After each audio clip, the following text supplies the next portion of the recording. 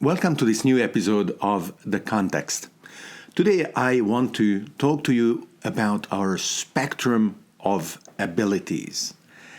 We have many skills, many senses, many ways of coping with the world, absorbing the information, changing it, structuring it, and then acting on it. And more, due to the evolution of our civilization, the technologies that we invent and deploy, our abilities are not only those biological, but we have, on top of the human, also nonhuman or superhuman abilities. My dog is called Bree. She's 11 years old. She developed diabetes and she went blind. Maybe 10 or 20 years ago, people wouldn't think that dogs would have diabetes. They would just go, oh my God, the dog died. But now we care for them even more than before. We not only love them, but we go to the vet. And in my case, we discovered that she had diabetes. And one of the consequences of that is the blindness. She gets her shots and her glucose levels are now almost normal, but of course the sight doesn't come back. It is amazing how rapidly she accepted her condition, lacking the burden of self-awareness to the degree at which we are carrying it with a constant asking ourselves about the situation we find ourselves in, or whether our situation is just or fulfills our options and opportunities. Bree accepts the world and herself in the world as they are. So I don't know whether she has this internal monologue, but I would expect she says, okay, the world is dark. And she goes about her day in the world as it is dark, using her snout as she explores, being much more cautious because she cannot know in advance where she will be stepping. Luckily, she has 4 legs and not 2, so her balance is much stronger. And of course, her hearing, her sense of smell, and so on. And in her environment, in the house and in the garden, her adaptation is so complete that you almost start disbelieving that she's blind. And only when she leaves that familiar environment that the limitations of her current set of abilities become more apparent and more visible. So I also adapted to this very rapidly. First of all, I don't assume that she always knows where I am if I am sitting somewhere, and I use my voice with her even more than I would before. Of course, I would talk to her, but now I make noises that I wouldn't do before so that she can know where I am, what I'm doing, what comes next. Hopefully food, she says. And when we are out and about, I basically became her service human. On a short leash, I guide her to make sure that she doesn't bump into things, and we can actually walk very fast at a normal pace. And I must not get distracted, because if I do, she will fall off the curb or hurt herself. So I am wondering whether I should wear one of those alerts, do not pet, service human. It is a very interesting development in our relationship. Blindness always fascinated me. I remember when I was a child, I did experiments of keeping my eyes closed, and At the time, it felt like maybe I went for days pretending to be blind with my eyes closed. Probably rather than a couple of days, it was more like a couple hours. But of course, the perception of time is relative. And it was very interesting. A few years ago, I was able to repeat the experiment in an extremely well-designed setting in Athens, Greece, where there is a warehouse that internally is completely dark and hosts all kinds of scenes. The subway station, the city market, a bar to order drinks, and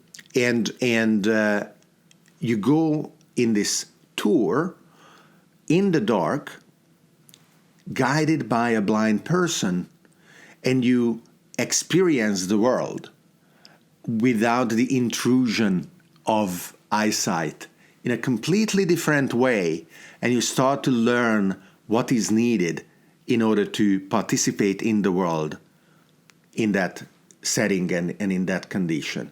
Absolutely fascinating.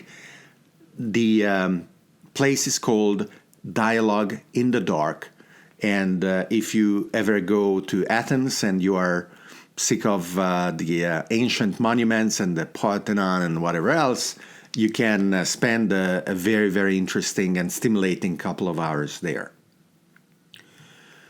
We have been always complementing and augmenting our senses, our abilities. I wear eyeglasses. Without it, in prehistoric times, I would have been dead already. In medieval times, maybe I would be burned on the stake as a mage or a wizard.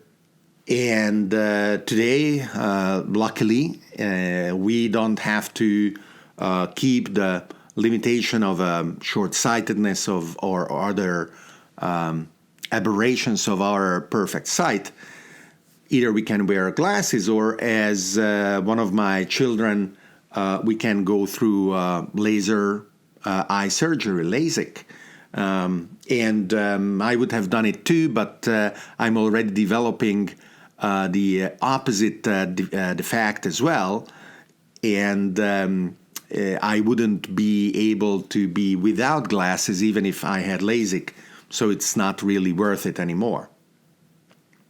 The telephone, our mobile phones, if you think about it, are tools for augmenting our hearing. Really at a superhuman level. It is not about only restoring it to the human norm, but bringing it much further with the ability of speaking to somebody and hearing what the other person says all across the planet. Magical, absolutely magical. And we are doing the same with our cognitive abilities. In the 70s and the 80s, there was a lot of debate about whether pocket calculators should be allowed in the school. And what would children do if they didn't learn how to calculate on pencil and paper? And, well, they should do that, and they still learn to do that. But, of course, pocket calculators are enhancers of our cognitive abilities. There are operations that could be done on pencil and paper. It's just not worth it. A lot of things could go so slow that we wouldn't step up to the task unless it was really necessary. Just like architects are using computer-aided design tools, and it's not that before these were available, we didn't build houses, but now it is possible to play around with the variables in a much larger degree of freedom.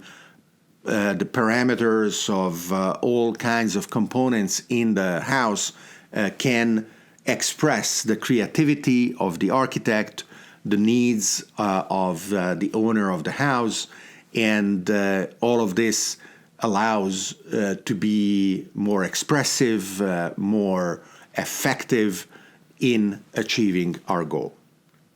Today's similar school system debates are about the use of Wikipedia or maybe the symbolic systems that allow the rapid development of complete mathematical problems, not only single calculations like Wolfram Alpha, that arrives to the point of not only, for example, solving and graphically representing a second-degree set of equations, but also being able to explain the reasoning, to show step-by-step solutions, which is exactly what school teaches you and requires you to be able to do when you learn how to address those problems.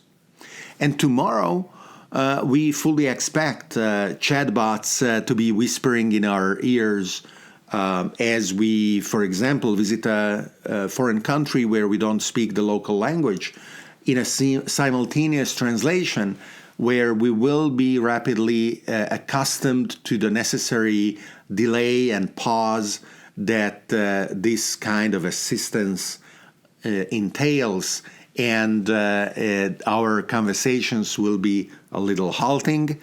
They will contain certainly a lot of mistakes, but it will be still fantastically superior than not the alternative, which is not being able to talk to the other person. Now, science fiction books described the decades that we are living differently, of course, than what is happening. And one of the big differences in how the 2010s and soon 20s were represented in science fiction books from the 60s, 70s, 80s, or 90s of last century is that the world was full of robots. Machines that were able to complement and substitute our motor skills in tasks that were cumbersome or dangerous or too difficult, or for other reasons, humans that could retreat and leave the robots to do their thing. And that didn't happen, or didn't happen yet. We have been fascinated for many years by the videos with zero or very little fanfare released by Boston Dynamics, and the amazing improvement in the abilities of the mechanical robots that this company is building. And the latest video is absolutely fascinating. If you haven't seen it, you must. And this video shows a humanoid robot called Atlas performing acrobatic movements with a fluidity that is absolutely impressive. Rolling and jumping and turning, to the point where I don't hesitate to confirm that if I am a human reference, that performance is superhuman compared to what I am able to do. And if it is not today, this year, it will certainly be tomorrow, next year. So you can start to wonder, how will these superhuman abilities blend in society, changing it? For example, it used to be a problem of how we handle mobile phones in restaurants because they would be disruptive. And now it kind of is not a problem anymore. On one hand, we know how to silence them and put them away. On the other hand, sometimes people who are physically together choose to retrieve in their worlds and fiddle with their phones, even if they are together in a restaurant, and we try to judge them and maybe steer them back in the togetherness or the physical togetherness rather than the digital one. So we can expect that the delegation of motor skills and the delegation of the tasks that these motor skills require will be interestingly complicated, but not necessarily too conflictual at the end. One of my expectations is a dishwasher robot. Not a dishwasher like today, but a robot that is able to fill and empty the dishwasher with a speed, reliability, and continuity, relentless attachment to the task that is unparalleled by humans. And there is an interesting interpretation of our fairly recent care for disabled humans. People who are paralyzed and they drive a special car and they have a reserved parking space or a reserved toilet and other parts of the environment where we are designing the spaces, the architecture, or the types of interactions to recognize that those people have different abilities. We are certainly good and caring and empathic in setting these up. These spaces create inclusive human environments in our cities and elsewhere so that everybody can participate regardless of where they sit in the spectrum of abilities. But we are also smart because in reality, we are preparing ourselves to look in the mirror and to recognize that it doesn't matter how good we are in certain tasks and how refined certain skills, we are still not at a pinnacle of a perceived ordering. We are on a spectrum of abilities in a certain position. And we'd better make sure that the society that we are building is inclusive to include us as well. The superhero movies, if you wish, are a reflection of a near future, preparing us for agents with superhuman abilities among us. These will be technology-based. They will not be violating any laws of physics, just like the telephone doesn't, or the speed of our calculators, but they will appear pretty radical. The society will react in many different ways. I don't know what the position of the workers' unions is going to be when some of the people will be enhanced in their cognitive ability, in their motor skills. Already, there are certain plans where the physical effort is supported by a smart harness that the workers can wear, and supplying this harness can become an issue of union negotiations, for example. And I don't know how the school will react when it will be universally accepted that certain very, very high-speed access to the analysis and the cognitive implications of the solutions of certain problems is available to people of any age. But starting to look for the early signals of these developments, whether through the eyes of a dog that went blind recently, or whether watching and thinking about a YouTube video of the amazing abilities of a recent robot, I think this is worthy of our attention, worthy of building a better understanding of the context that it carries. Thank you very much for watching this episode of The Context and for considering to become a supporter.